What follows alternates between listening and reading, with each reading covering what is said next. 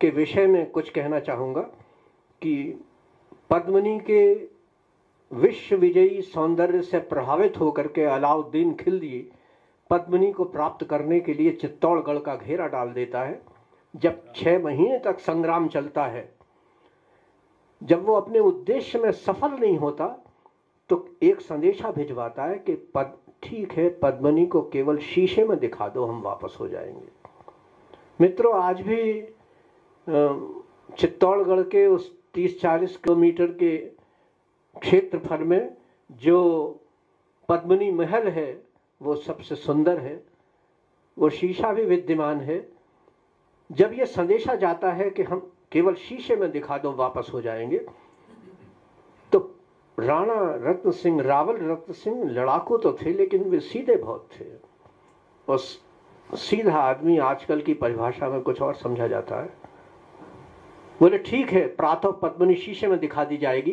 तभी मेवाड़ी कमान का सेनापति गोरा सिंह, जो 80 साल का बूढ़ा था, वो खड़ा हो जाता है, कहता है महाराज धृष्टता क्षमा हो, लेकिन सेनापति गोरा के जिंदा रहते ये संभव नहीं है कि छत्राणी की उंगली का एक निशान भी किसी विदेशी को दिखाया जाए।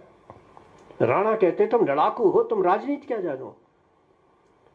जब ये बात कही जाती है तो ये बात उसे बहुत अंदर तक चुभती। तुम लड़ाकू हो, तुम राजनीति क्या जानो। वो खड़ा हो जाता है और तलवार, बोलता कुछ नहीं, तलवार फेंक के दरबार से जाने लगता है।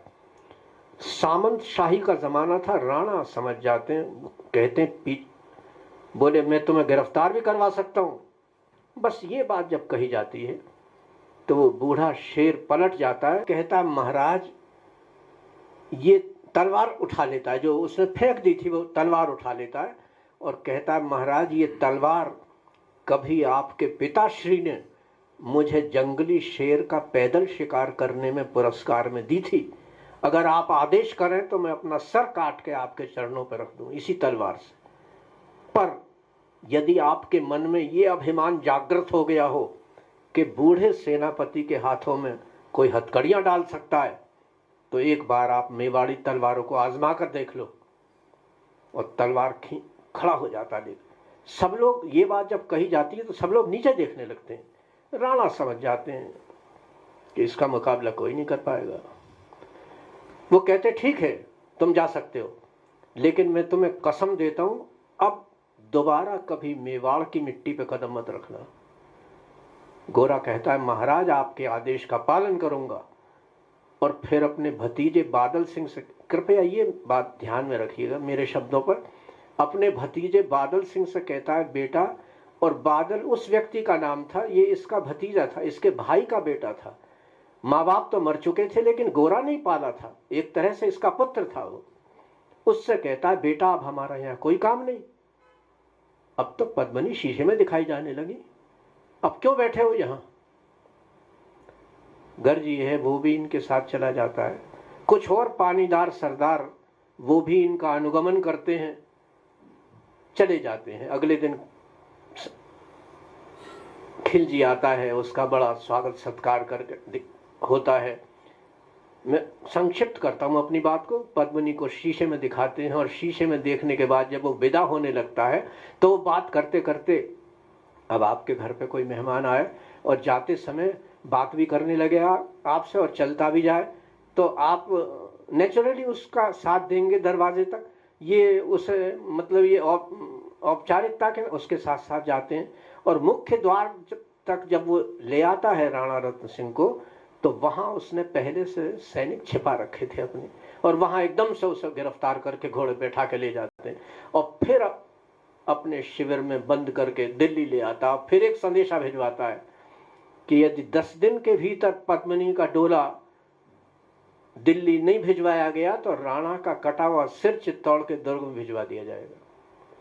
मित्रों, कि आप ये देखें कि जब पानीदार सरदार नाराज होकर के जंगलों में चले गए हों, उस समय जब ये संदेशा आया होगा तब उस सतीत्व पर क्या गुजरी होगी जिसका सौंदर्य सारे भारतवर्ष में प्रसिद्ध था, आज भी सुंदरता का उपमान माना जाता है। मैं कविता प्रारंभ करता हूं। दोहराता हूं सुनो रक्त से लिखी हुई कुर्बानी। और मैं समझता हूं वीर रस की दृष्टि से मेरी कविताओं में ये सबसे अच्छी कविता है। मैं अपनी कविता की बात कह रहा हूं, हमसे लिखने वाले तो बहुत अच्छे हैं। दोहराता हूं सुनो रक्त से लिखी हुई कुर्बानी, जिसके कारण मिट्टी भी चंदन है राजस्थानी। दोहराता हूं सुनो रक्त से लिखी हुई कुर्बानी, जिसके कारण मिट्टी भी चंदन है राजस्थानी। रावल रत्न सिंह को छल से कैद किया खिलजी ने, रावल रत्न सिंह को छल से कैद किया खिलजी ने, और कालजयी मित्रों से मिलकर दगा किया खिलजी ने। खिलजी का चित्तौड़ दुर्ग में एक संदेशा आया, जिसको सुनकर शक्ति शौर्य पर फिर अंधियारा छाया। वो संदेशा क्या था? 10 दिन के भीतर न पद्मनी का डोला यदि आया, यदि न रूप की रानी को तुमने दिल्ली पहुंचाया, तो फिर राणा रत्न सिंह का शीश कटा पाओगे, और शाही शर्त न मानी तो फिर पीछे पछताओगे। यह दारुण संवाद लहर सा दौड़ गया गढ़ भर में, यह बिजली की तरह क्षितिज से फैल गया अंबर में। महारानी हिल गई, शक्ति का सिंहासन डोला था। आपका ध्यान चाहूंगा शब्द पर। महारानी हिल गई, शक्ति का सिंहासन डोला था सतीत मजबूर, जुल्म विजयी स्वर में बोला था। रुष्ट हुए बैठे थे सेनापति गोरा रणधीर, रुष्ट हुए बैठे थे सेनापति गोरा रणधीर, जिनसे रण में भय खाती थी खिलजी की शमशीर। अन्य अनेकों मेवाड़ी योद्धा गढ़ छोड़ गए थे, कितने ही आदमी चले गए थे, जिनसे रण में भय खाती थी खिलजी की शमशीर। अन्य अनेकों मेवाड़ी योद्धा गढ़ छोड़ गए थे, रत्न सिंह की संधि नीति से नाता तोड़ गए थे। पर रानी ने प्रथम वीर गोरा को खोज निकाला। पद्मिनी जानती थी कि मेरे सतीत्व की रक्षा वही तलवार कर सकती है। पर रानी ने प्रथम वीर गोरा को खोज निकाला। इतिहास ये कहता है कि वो घोड़े पर सवार होकर के साथ में कुछ सखियां लेकर के 15-16 घुड़सवार लेकर के वो जंगल जंगल घूमती, और बिजौलिया के जंगलों में गोरा एक पेड़ के नीचे रोटी बना रहा था, वहां पहुंच जाती। पर रानी ने प्रथम वीर गोरा को खोज निकाला। बन बन भटक रहा था, मन में तिरस्कार की ज्वाला। गोरा से पद्मिनी ने खिलजी का पैगाम सुनाया, गोरा से पद्मिनी ने खिलजी का पैगाम सुनाया, मगर वीरता का अपमानित ज्वार नहीं मिट पाया। बोला मैं तो बहुत तुच्छ हूं, राजनीति क्या जानूं, निर्वासित हूं, राजमुकुट की हट कैसे पहचानूं। बोली पद्मिनी।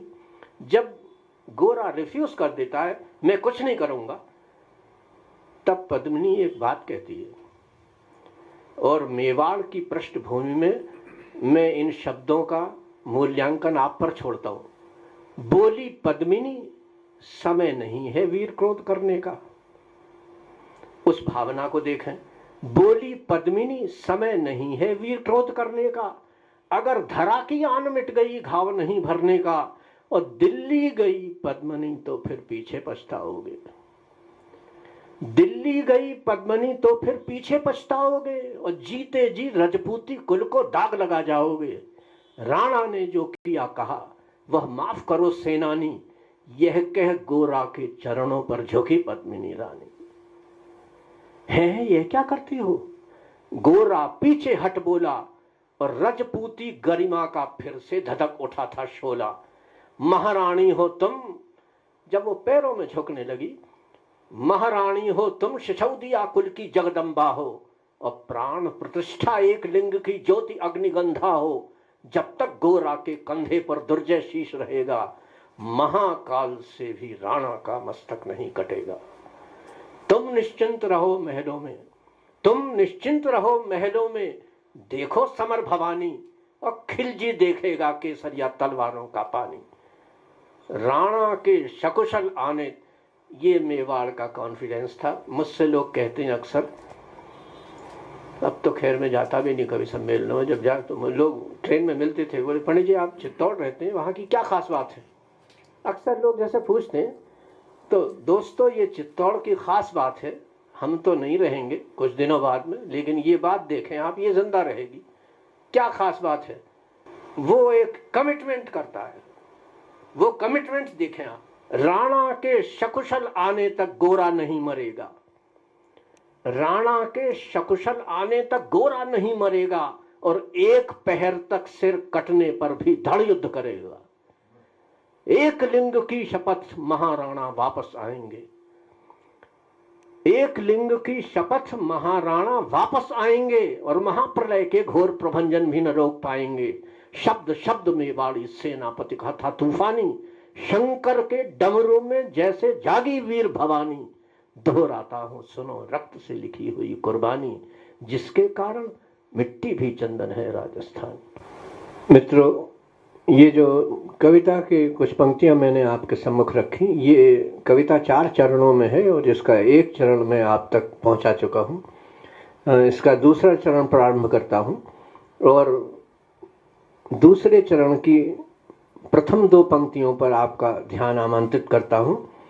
खिलजी मचला था पानी में आग लगा देने को, खिलजी मचला था पानी में आग लगा देने को, पर पानी प्यासा बैठा था ज्वाला पी लेने को। गोरा का आदेश हुआ सज गए 700 डोले। एक योजना मेवाड़ की देखिए। गोरा का आदेश हुआ सज गए 700 डोले और बांकुरे बादल से गोरा सेनापति बोले, खबर भेज दो खिलजी पर पद्मनी स्वयं आती है। खबर भेज दो खिलजी पर पद्मनी स्वयं आती है, अन्य 700 सखियां भी वो संग लिए आती है। स्वयं पद्मनी ने बादल का कुमकुम तिलक किया था। भावना देखिए मेवाड़ की। स्वयं पद्मनी ने बादल का जिस दौर में केवल चुटकुलों को या लतीफों को कविता समझा जाए, उस दौर में इन पंक्तियों को ग्रहण करने का प्रयास करें तो आपका उपकार मानूंगा। खिलजी मचला था पानी में आग लगा देने को, पर पानी प्यासा बैठा था ज्वाला पी लेने को। गोरा का आदेश हुआ सज गए 700 डोले और बांकुरे बादल से गोरा सेनापति बोले, खबर भेज दो खिलजी पर पद्मनी स्वयं आती है, अन्य 700 सखियां भी वो संग लिए आती है। स्वयं पद्मनी ने बादल का कुमकुम तिलक किया था, दिल पर पत्थर रख भीगी आंखों से विदा किया था। और 700 सैनिक जो यम से भी भिड़ सकते थे, और 700 सैनिक जो यम से भी भिड़ सकते थे। हर सैनिक सेनापति था, हर सैनिक सेनापति था, लाखों से लड़ सकते थे।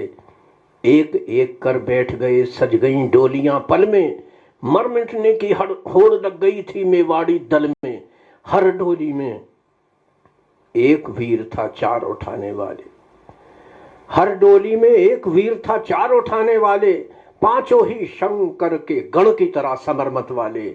बजा कूंच का शंख, सैनिकों ने जयकार लगाई, हर हर महादेव की ध्वनि से दशो दिशा लहराई।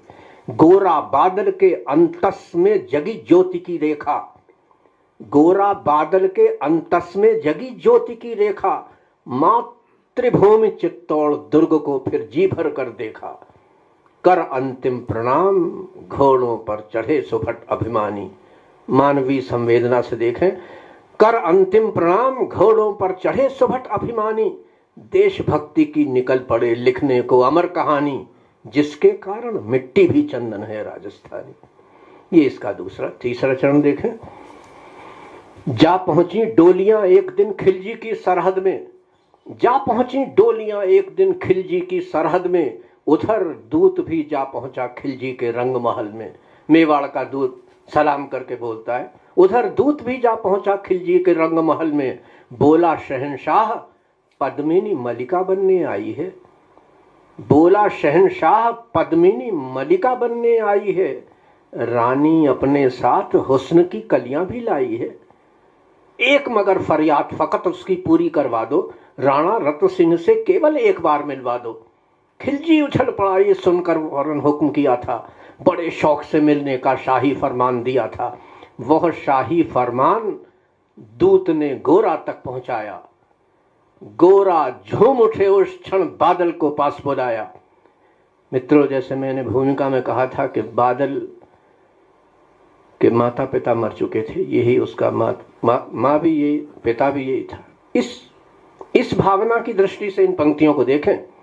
गोरा झूम उठे उस क्षण बादल को पास बुलाया, बोले बेटा वक्त आ गया है अब कट मरने का। मेवाड़ की जिजीविषा देखें। बोले बेटा वक्त आ गया है अब कट मरने का। त्रिभूमि मेवाड़ धरा का दूध सफल करने का। यह लोहार पद्मनी वेश में बंदी गृह जाएगा, यह लोहार पद्मनी वेश में बंदी गृह जाएगा। केवल 10 डोलियां लिए गोरा पीछे धाएगा, ये बंधन काटेगा हम राणा को मुक्त करेंगे।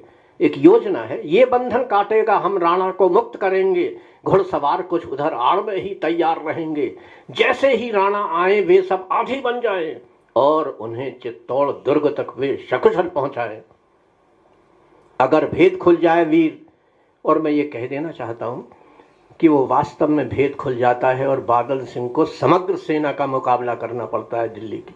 अगर भेद खुल जाए वीर, पर ये सावधान पहले ही कर दिया था उसने, अगर भेद खुल जाए वीर तो पल की देर न करना, और शाही सेना आ पहुंचे तो फिर बढ़कर रण करना।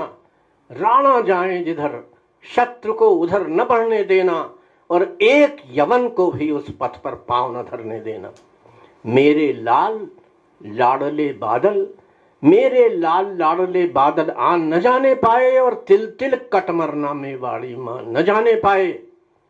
ऐसा ही होगा काका, रजपूती अमर रहेगी, बादल की मिट्टी में भी गौरव की गंध रहेगी।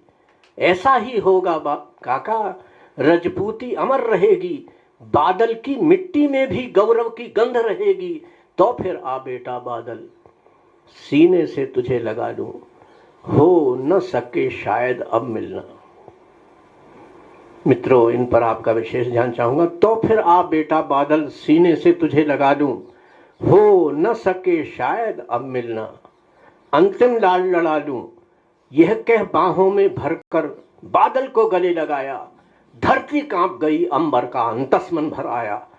जब कमजोरी आने लगी मन में, सावधान सावधान कह पुनः बढ़े पथ पर गोरा सेनानी, सावधान कह पुनः बढ़े पथ पर गोरा सेनानी। पोंछ लिया झट से मुड़कर बूढ़ी आंखों का पानी, जिसके कारण मिट्टी भी चंदन है राजस्थानी।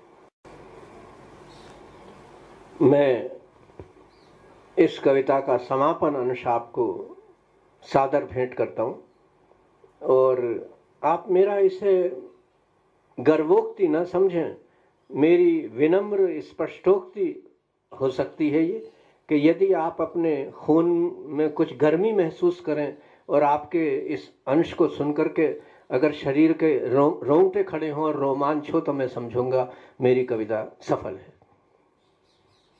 गोरा की चातुरी चली राणा के बंधन काटे, जो उनकी योजना थी वो सफल होती है। गोरा की चातुरी चली राणा के बंधन काटे, छांट छांट कर शाही पहरेदारों के सर काटे। लिपट गए गोरा से राणा गलती पर पछताए। आप उससे जुड़ने का प्रयास करें। लिपट गए गोरा से राणा गलती पर पछताए, सेनापति की नमक हलाली देख नैन भर आए। पर खिलजी का सेनापति पहले से ही शंकित था। उसे ये शंका थी कि इसमें कहीं धोखा ना हो जाए, और वो इनसे पहले से आतंकित था। पर खिलजी का सेनापति पहले से ही शंकित था।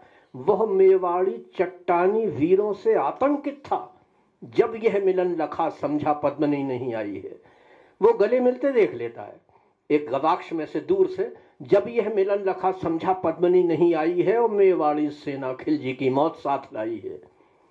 मेवाड़ी सेना खिलजी की मौत साथ लाई है। पहले से तैयार सैन्य दल को उसने ललकारा। निकल पड़ा टिड्ढीदर रण का, बजने लगा नगाड़ा। मैंने जैसे आपसे अर्ज किया था कि गोरा ने सावधान किया था कि बेटा अगर शाही लश्कर आ जाए तो फिर प्राणों पर खेल जाना। वो वक्त आ गया। रण का बजले नगा नगाड़ा, दृष्टि फिरी गोरा की मानी राणा को समझाया। दृष्टि फिरी गोरा की मानी राणा को समझाया। रण मतवाले को रोका, जबरन चित्तौड़ पठाया। राणा रत्न सिंह कहते हैं, मैंने एक बार गलती की तो मैं दरबार, अब मैं तुम्हें अकेला छोड़ के नहीं जाऊंगा। तो वो कहते हैं, यहाँ लोग मरने के लिए आए हैं और हम आपको किसी कीमत में मरने नहीं दे। जबरदस्ती उसे 4 आदमी घुड़सवार घोड़े पे बैठा के जबरदस्ती रण मतवाले को रोका, जबरन चित्तौड़ पठाया। राणा चले तभी शाही सेना लहरा कर आई। राणा चले तभी शाही सेना लहराकर आई और खिलजी की लाखों नंगी तलवारें पड़ी दिखाई। खिलजी ललकारा, दुश्मन को भाग न जाने देना, रत्न सिंह का शीश काटकर ही वीरो दम लेना, टूट पड़ो मेवाड़ी शेरो, बादल सिंह ललकारा। ये जिम्मेदारी उसी के ऊपर तो थी। टूट पड़ो मेवाड़ी शेरो, बादल सिंह ललकारा, हर हर महादेव का घर जा 90 दी जयकारा। निकल डोलियों से मेवाड़ी बिजली लगी चमकने, निकल डोलियों से मेवाड़ी बिजली लगी चमकने, काली का खप्पर भरने तलवारें लगी खटकने, राणा के पथ पर शाही सेनापति तनिक बढ़ा था। प्रस्तुत कविता अपने समापन अंश की ओर है और मैं बीच में अपनी तरफ से कुछ बात इसमें जोड़ना चाहता हूँ। जो जिम्मेदारी बादल को दी गई थी वो समग्र सेना का मुकाबला करने की, वो प्राण प्रण से उसे पूरी करता है और जिसकी उम्र केवल 14 वर्ष की थी। गोरा 80 साल के थे, ये 14 वर्ष, 2 पीढ़ियों के समर्पण की है, कालजयी समर्पण की बात है। आज देखें आप, ये पीढ़ी जो है, मतलब ये जिसने अपने बुजुर्ग के कहने पर एक अविनाशी शौर्य का प्रदर्शन किया और प्राण तक समर्पित कर दिए, आज प्रणाम करने तक में भी हमारी ये नई पीढ़ी जो है शर्म का अनुभव करती है। मैं इस प्रसंग में भी इन पंक्तियों को देखें। राणा के पथ पर शाही सेनापति तनिक बढ़ा था, राणा के पथ पर शाही सेनापति तनिक बढ़ा था, पर उस पथ पर तो गोरा हिमगिरी सा आड़ा खड़ा था, पर उस पथ पर तो गोरा हिमगिरी सा आड़ा खड़ा था। कहा जफर से एक कदम भी आगे बढ़ न सकोगे, और यदि आदेश न माना तो कुत्ते की मौत मरोगे। रत्न सिंह तो दूर, न उनकी छाया तुम्हें मिलेगी, दिल्ली की भीषण सेना की होली अभी जलेगी। यह कह महाकाल बनकर गोरा रण में हुंकारा, और लगा काटने शीश समर में बही रक्त की धारा। खिलजी की असंख्य सेना से गोरा घिरे हुए थे, पर वे तो मानो रण में मृत्युंजय बने हुए थे। पुण्य प्रकाशित होता है जैसे अगणित पापों में, पुण्य प्रकाशित होता है जैसे अगणित पापों में, फूल खिला रहता असंख्य कांटों के संतापों में। पुण्य प्रकाशित होता है जैसे अगणित पापों में, फूल खिला रहता असंख्य कांटों के संतापों में। यूं मेवाड़ी शेर अकेला लाखों से लड़ता था, बढ़ा जिस तरफ वीर उधर ही विजय मंत्र पड़ता था। इस भीषण रण से दहली थी दिल्ली की दीवारें, गोरा से टकराकर टूटी खिलजी की तलवारें, मगर कयामत देख अंत में छल से काम लिया था। गोरा की जंघा पर अरी ने छिपकर वार किया था, जो ही गिरे वीरवर गोरा जफर सामने आया, और शीश उतार दिया धोखा देकर मन में हर्ष आया। मगर वाहरे, उसका कमिटमेंट देखें, मगर वाहरे गोरा, मगर वाहरे मेवाड़ी गोरा का धड़ भी दौड़ा, मगर वाहरे मेवाड़ी गोरा का धड़ भी दौड़ा। किया जफर पर वार की जैसे सिर पर गिरा हथौड़ा, एक वार में ही शाही सेनापति चीर दिया था, जफर मोहम्मद को केवल धड़ ने निर्जीव किया था। जो ही जफर कटा शाही सेना का साहस लर्जा, काका का धड़लख बादल सिंह महारुद्र सा गर्जा। अरे कायरो नीच पामरो छल से रण करते हो, अरे कायरो नीच पामरो छल से रण करते हो, किस बूते पर जमा मर्द बनने का दम भरते हो। यह कहकर बादल उस क्षण बिजली बनकर टूटा था। कविता की समापन पंक्तियां, यह कहकर बादल उस क्षण बिजली बनकर टूटा था, मानो अंबर से धरती पर अग्निशिरा छूटा था। मां ज्वालामुखी फटा हो जैसे दरिया हो तूफानी, सदियां दोहराएंगी बादल की रणरंग कहानी। अरी का भाला लगा पेट में आते निकल पड़ी थी। एक ऐतिहासिक सत्य प्रस्तुत करता हूं कविता के माध्यम से। अरी का भाला लगा पेट में आते निकल पड़ी थी, और जख्मी बादल पर लाखों तलवारें खिंची खड़ी थी। कसकर बांध लिया आंतों को केसरिया पगड़ी से, कसकर बांध लिया आंतों को केसरिया पगड़ी से। रंचक डिगा न वह प्रलयंकर सन्मुख मृत्यु घड़ी से। अब बादल तूफान बन गया, शक्ति बनी फौलादी, मानो खप्पर लेकर रण में लड़ती हो आजादी। उधर वीरवर गोरा का धड़ अरिदल काट रहा था और इधर बादल लाठों से भूतल पाट रहा था। आगे पीछे दाएं बाएं जमकर लड़ी लड़ाई, उस क्षण समर भूमि में लाखों बादल पड़े दिखाई। मगर हुआ परिणाम अंत में वही की जो होना था, उनको तो कण कण अरियों के शोण से धोना था। मेवाड़ी सीमा में राणा सकुशल पहुंच गए थे, मेवाड़ी सीमा में राणा सकुशल पहुंच गए थे। गोरा बादल तिल तिल कटकर रण में खेत रहे थे। एक एक कर मिटे सभी मेवाड़ी वीर सिपाही, एक एक कर मिटे सभी मेवाड़ी वीर सिपाही। रत्न सिंह पर लेकिन रंचक आंच न आने पाई। गोरा बादल के शव पर भारत माता रोई थी, गोरा बादल के शव पर भारत माता रोई थी। उसने अपनी दो ज्वलंत प्यारी मणियां खोई थी। धन्य धरा मेवाड़, धन्य गोरा बादल बलिदानी, जिनके बल से रहा पद्मनी का सचित्व अभिमानी। धन्य धरा मेवाड़, धन्य गोरा बादल बलिदानी, जिनके बल से रहा पद्मनी का सचित्व अभिमानी। जिसके कारण मिट्टी भी चंदन है राजस्थानी। दोहराता हूं सुनो रक्त से लिखी हुई कुल। धन्यवाद। हजारों साल पहले की निशानी कौन रखता है, हजारों साल पहले की निशानी कौन रखता है।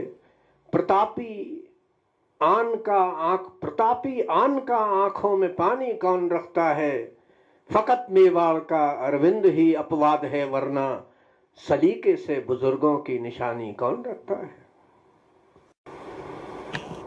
इसी गोत्र की 4 पंक्तियां और पढ़ता हूं। वचन की आन पर हिमखंड साहब कौन गलता है, वचन की आन पर हिमखंड साहब कौन गलता है। अंधेरी रात में दीपक सरीखा कौन जलता है। वचन की आन पर हिमखंड साहब कौन गलता है। अंधेरी रात में दीपक सरीखा कौन जलता है। फकत मेवाड़ का अरविंद ही अपवाद है, वरना बुजुर्गों के बताए रास्ते पर कौन चलता है। मुक्तक जो मैंने पढ़े थे उसी वंश के 1-2 मुक्तक और पढ़ता हूं। इस धरा का हर तरफ सम्मान है तुमसे, सूर्यवंशी पूर्वजों की आन है तुमसे। पीढ़ियों तक यश तुम्हारा मिट न पाएगा, विश्व में मेवाड़ की पहचान है तुमसे। सूर्यवंशी न्यास का ये रश्मिरथ चलता रहेगा। ये हमारे मेवाड़ के, हमारे राजमहल के जो अस्मिता है उस पर 4 पंक्तियां लिखी हैं। न्यासी परंपरा जो 1400 वर्षों से चली आ रही है उस पर देखिए, यही इसका जो संपूर्ण बहुत कम शब्दों में इसको रूपायित करने का प्रयास किया गया है, उस समग्र भावना को। सूर्यवंशी न्यास का ये रश्मिरथ चलता रहेगा, पीढ़ियों के रक्त में इसका सुयश पलता रहेगा। रीति रघुकुल की जिसे शिव से विरासत में मिली हो, पीढ़ियों आंधियों में वो दिया जलता रहा।